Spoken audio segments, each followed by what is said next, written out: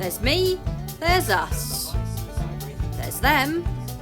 We live in Dorset. So that's me, that's her, that's them. And together we are the Bear Fam. Hey Bear Fam, how are you? I saw something on telly this morning that made me think, gave me an idea for a different vlog, just something slightly different. So it was about police jargon and some of the things that people didn't understand in the current Line of Duty series.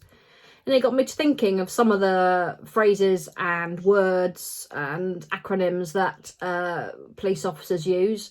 I'm sure there's an awful lot that I've forgotten. I'm sure there's things that have changed since I left and so on and so forth. But I thought I would just do that and try and sort of, I don't know, just do something different.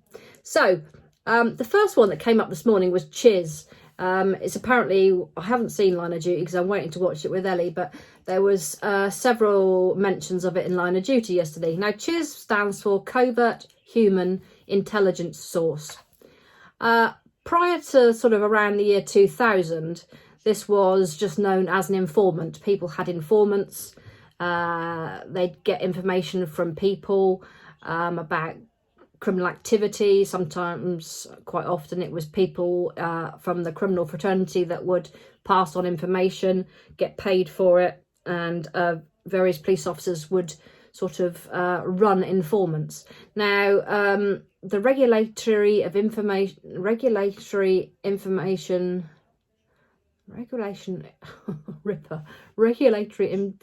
Powers Act, RIPA came in 2000, which was an act that governed the way police deal with surveillance and handle informants. And they are now referred to as chizes and have to be registered. They have to be run very much more strictly than they were before. So that's what a chiz is. And in the same sort of line, a ripper,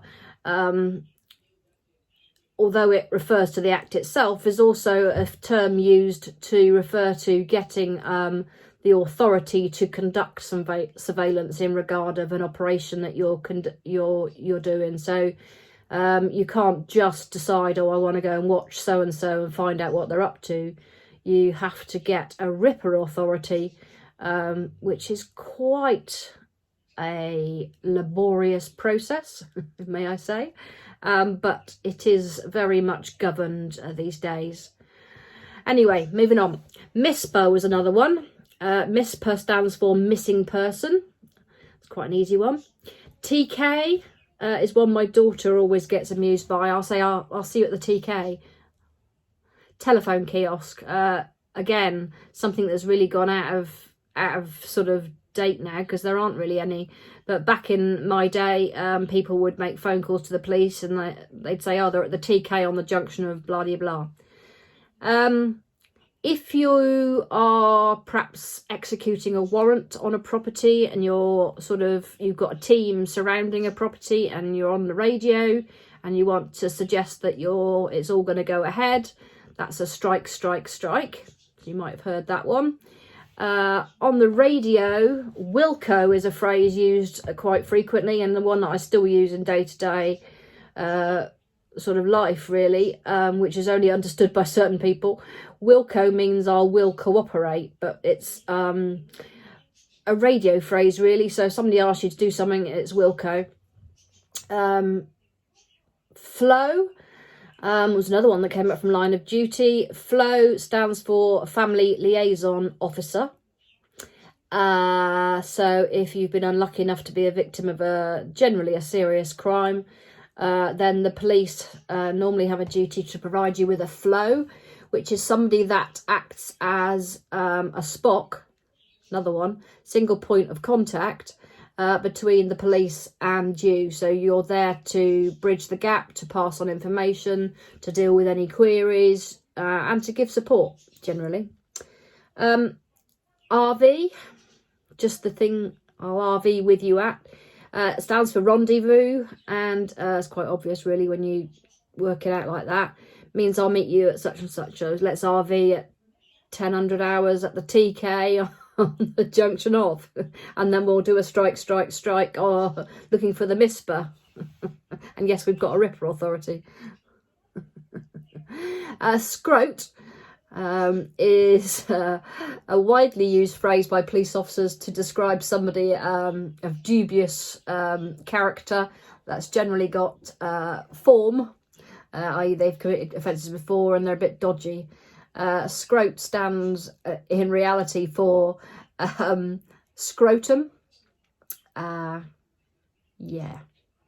Moving on. CID, people know anyway, Criminal Investigation Department. There's things like MCIT or MCT, which stands for Major Crime Team or Major Crime Investigation Team. Or I think, was it on line of duty, is it OCG? Operational Command Group. I think they've made theirs up anyway, but if you're in a car going to a job and you want to put the sirens and the lights on, generally referred to as twos and blues. Fairly obvious. Warrant card. Now, when you join the police, you swear verbally, to the Queen that you're gonna, she's the overall sort of, you are serving the Queen of the country.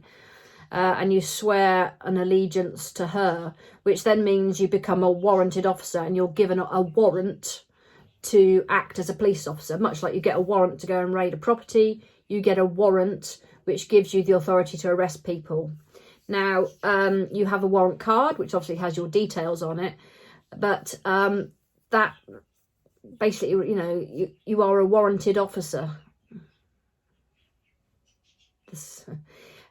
Warranted officers have collar numbers, or shoulder numbers as they're known, but in my day when I first joined, the number you're given, which mine was 0024, hence what you see a lot of things I put 24 on them, a collar number is that number. Of course, in the olden days when police officers had like a high neck tunic, and on their collar would be their number. Clearly these days it's generally on shoulders or on the front of people, so the phrase has changed, but collar number amongst the old sweats will be the phrase, or shoulder number amongst the younger ones. Refs or a meal break, fairly obvious, have refreshments, have a break, have your time to go and eat or just de-stress. DOMDIS, DOMDIS, DOMDIS, domestic dispute, people fighting within a house, male on female, female on male, kids against parents, parents against kids, you name it, neighbours against neighbours. PNC check. A PNC check is generally to do with vehicles or people. PNC stands for the Police National Computer. And if you've been convicted of an offence, or if you've been convicted of an offence, or you're missing, or you've come to the attention of the police, there are various categories, but you'll be on the Police National Computer. And all vehicles that are registered in the UK, their details are on PNC. So if you've got a vehicle, you'll have registered it, one would hope. Your address, your details, when it was purchased, whether it's got insurance, is on the PNC, Police National Computer. In that vein, if you're convicted of an offence at court in this country, you get put onto the Police National Computer with your details, the court you were convicted at, the offence you were convicted for, and what the sentence was. And that's PNC. So, but along with that, each individual would be given a CRO number. So sometimes you'll hear police officers refer, are they CRO? That stands for the Criminal Records Office, and you get given a CRO number if you're convicted of an offence. Again, in that vein, if you have been convicted of an offence and you come to light of the police, they might ask if that person's got precons, which stands for previous convictions. ANPR is quite it wasn't around when I first started in the job. it's now quite commonly used and available to officers even in their vehicles, I think, these days. Automatic number plate recognition, again, is linked to PNC, and it's a computer system that automatically reads number plates, and then it flags up to the officers telling them if the car's been stolen, if it's got no insurance, if the tax is out of date, and so on and so forth. PC Rain, it's well known amongst officers that if like Friday and Saturday nights, when normality's normality and the clubs kick out, or you know, you're generally heading for some sort of public order problem, for drunk people acting the idiot, committing criminal damage, and you tend to pray for PC rain, because if it rains, people go home a lot more quickly and you get a lot less trouble. Nicked is an obvious one, and I think the world over knows nicked, but nicked means arrested, taken into custody, nicked. And in the same vein, the nick will take people back to the nick. Police officers don't say, oh, let's go back to the police station. They go back to the nick. A break. If you hear of them talking about a break, it's not somebody that's hurt themselves or broken a bone, or them going for their refs. It's a break-in. It's a burglary, when somebody's broken into a house. In my day, CSI, criminal, what does CSI stand for? Criminal support? Oh, CSI, I don't even know what CSI stands for. I know what it is. It was a SOCO in my day, which is seen as a crime officer. CSI. So you'll have to look that one up for me. I know what it stands for. Crime Scene Investigator. Oh, there you go. There's fibro brain for you. Crime Scene Investigator. Oh my God.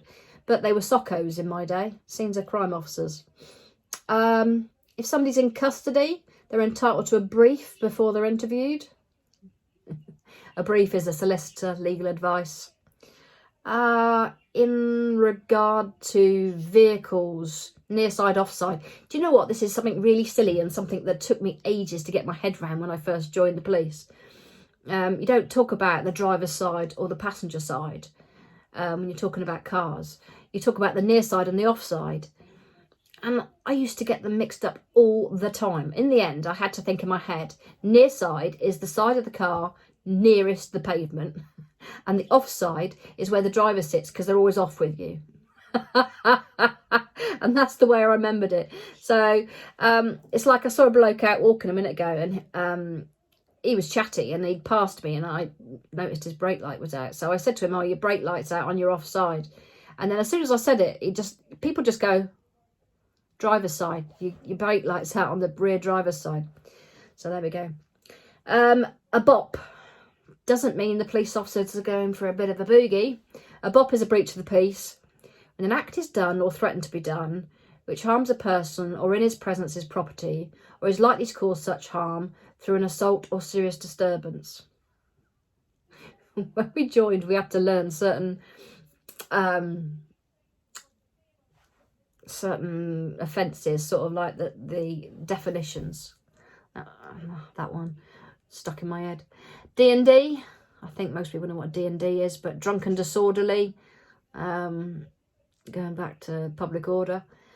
MO, I think most people have heard of MO, but you'll see on crime programmes, the police officers will be talking about, oh, that fits the MO of such and such. It stands for modus operandi, which is Latin, I believe, but the mode of operation, modus operandi, the way that somebody does something. We all do certain things in a certain way. Criminals are no different. So when they commit offences, they tend to stick to doing a burglar or go in one way and come out the other, or I don't know. It just refers to the way somebody commits a crime. Modus operandi. Yeah. So there we go. It's a very quick rundown. I'm sure you'll have others that you might want to ask. What I'm going to do later is put all the names in a hat, or write down all the names, first of all, the people that got the correct or played the game on the last vlog. I'm going to put all your names in the hat, and I'm going to draw one out, or get Baby Bear to draw one out. We'll film that, and then I'll be in touch. I said you can choose one of my paintings if you want. If you don't, I quite understand. This is one of my failed. I wrote my list of things that I could think of on it yesterday. I was trying to draw a sunrise and it all went a bit wrong. But you'll get, it's a thick sort of cartridge paper that I'm painting on, so you won't get anything more than that. And if you really want, I'll send you a copy of my book to bore you rigid. Right, I hope you've enjoyed something different. It's been fun trying to remember them all, to be honest. It's been something different to do for the morning, walking around thinking, I'm just trying to remember them all. When you're there and you're in it, it's just the language of your job. The same as any job, I'm sure. We all have, you know, a language that pertains to our job. Maybe because we use the radios and whatever. I will just say on a final note, the police enforce legislation that has been agreed and ratified by Parliament in this country. We don't make up the rules ourselves. We don't decide what we're going to do and when we're going to do it. We don't have a say in any of the law that is ratified. Well, we may be consulted, but at the end of the day, it's not us that decides what happens. It's the likes of Boris Johnson and Priti Patel. So I find it really incredible that people blame us. Because at the end of the day, I say us, but the police. We are literally just enforcing the legislation that is there, that has been placed there by our government. It's not our choice. It's not our decision. They're the tools in our toolbox, but they're the tools that are put there by somebody else. Right, take care of yourselves and each other. I hope you've enjoyed something different. Thank you for watching if you've come this far. As I said, if you have come this far, I'll let you know about who wins the competition. And I hope to see you next time round. It was lovely to have your company. Take care. Bye.